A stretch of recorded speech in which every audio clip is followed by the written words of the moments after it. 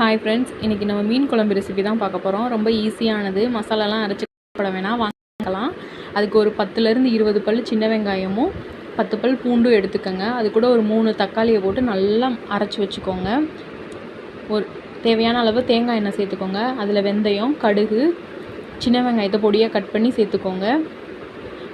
அது நல்லா சின்ன வெங்காயம் நல்லா வதங்கின உடனேவும் நம்ம அரைச்சி வச்சுருக்க அந்த பேஸ்ட்டையும் சேர்த்துக்கோங்க.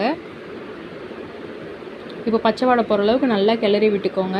இப்போ அதில் மல்லித்தூள் 2 ஸ்பூன் மல்லித்தூள், 1 ஸ்பூன் மிளகாத்தூள், 1 ஸ்பூன் மஞ்சள்தூள், வீட்டுக்கு குழம்பு இந்த 4ஐயும் சேர்த்து நம்ம வதக்கிக்கிட்டு இருக்கோம்ல, அதில் போட்டு நல்லா வதக்கிக்கோங்க. பச்சை வாடை போகிற அளவுக்கு நல்லா எடுத்துக்கோங்க.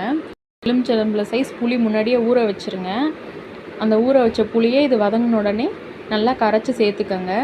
புளி நல்லா கொதிச்ச உடனே ஒரு 1/2 மூடி தேங்காய் எடுத்துக்கோங்க. தேங்காய் சேர்த்திங்கன்னா டேஸ்ட் நல்லாவே இருக்கும்.